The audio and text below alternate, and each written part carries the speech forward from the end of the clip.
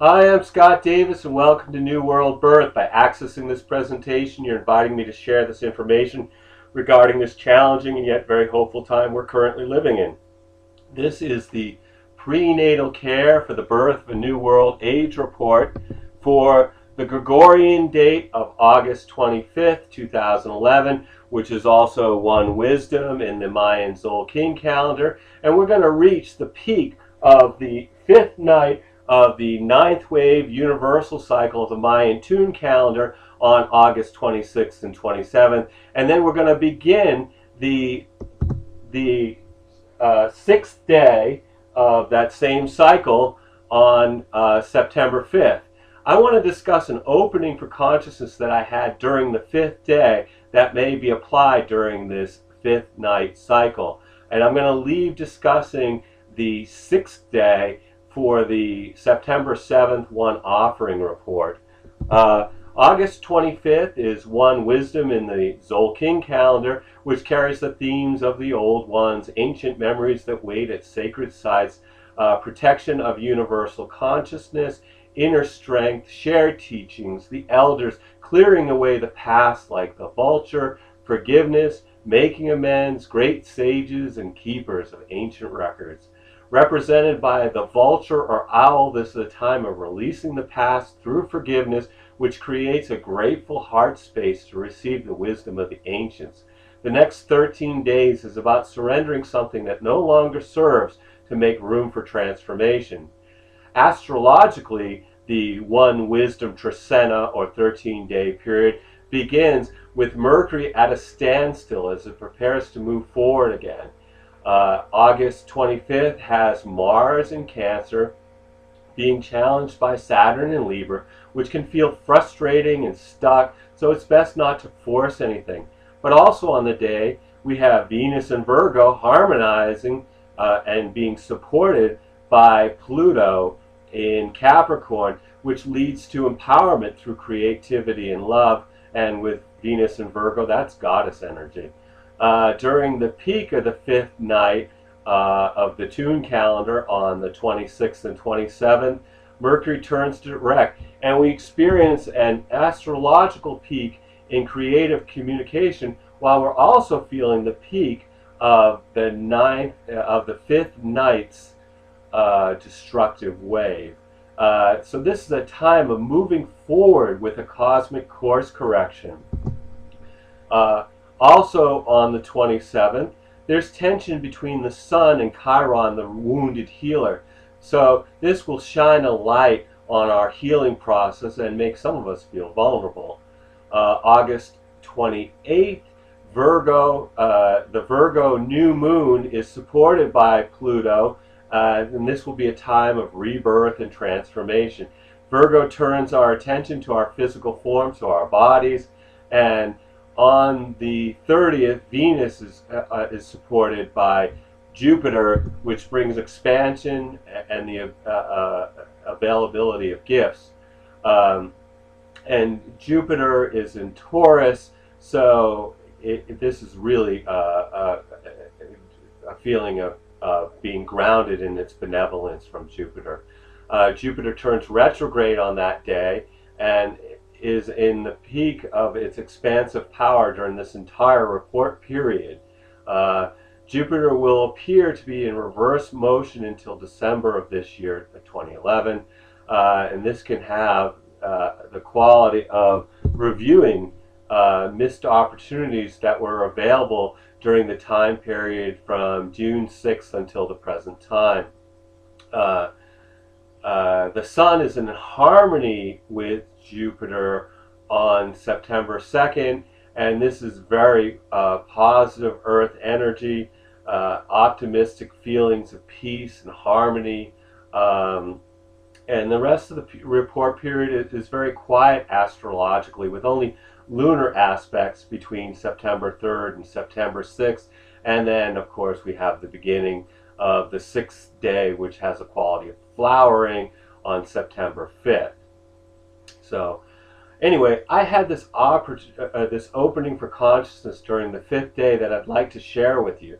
When we're looking at Carl Kalaman's 9-level description of the Mayan tune calendar, there are 3 levels that are associated with unity consciousness. They're the 1st level, the 5th level, and the 9th level. Okay, the 1st level is the cellular, which began 16.4 billion years ago with the Big Bang. And prior to the Big Bang, all was just pure potential oneness. And then if you follow entanglement theory, everything in the universe is still connected.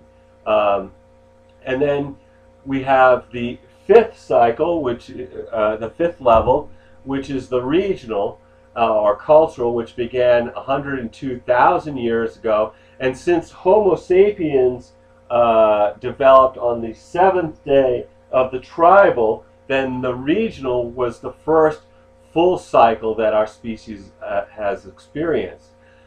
During the regional, humans were living in harmony with Mother Earth. That consciousness shifted at the beginning of the national cycle, 3115 BC, and the consciousness shifted from her story to his story. So that's been over 5,000 years since humanity has really experienced unity consciousness. Okay, we're currently experiencing the 9th level, which is also unity consciousness, and we're in the 5th night of which is destruction of old consciousness, as we look at this model of creation in reference to time. Here's what's interesting to me. Time is duality. We have past and future. We have forward and backward.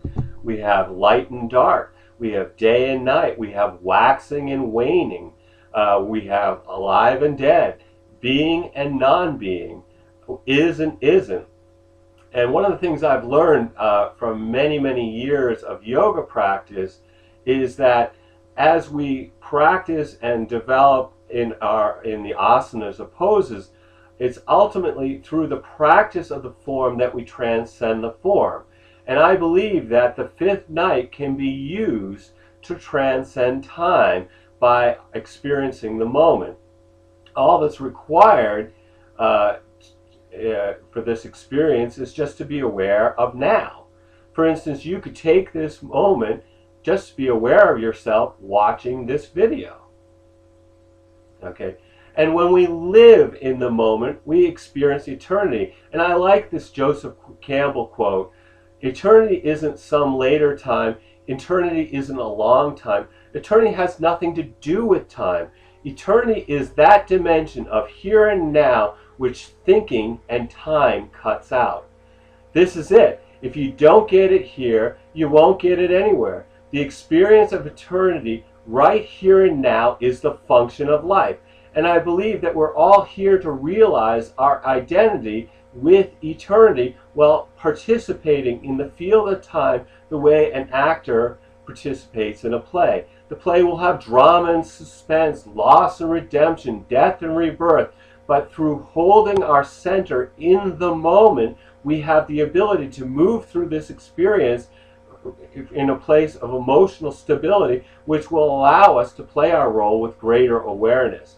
So this is the time of giving the performance of a lifetime. Life is terminal, everything is temporary, and we're here to have this experience of being alive. So spend as much time as you can appreciating the moment, for that's how we experience life.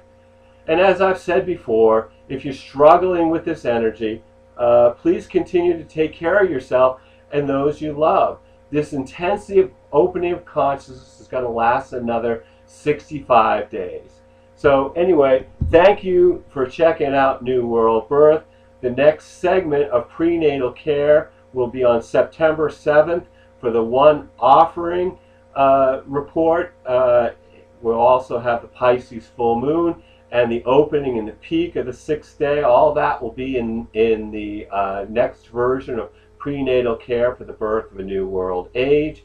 I'd like to thank you for coming checking me out on YouTube and Facebook. And I also recognize that I want you to know, for those of you on Facebook, realize that I do post things in writing almost every day on the Facebook account. But I'm really grateful for anybody who connects with this. Also on the Tree of Life celebration website, I really appreciate those folks as well. Anyway, I really feel blessed to have you connect with what I'm saying, what I'm sharing.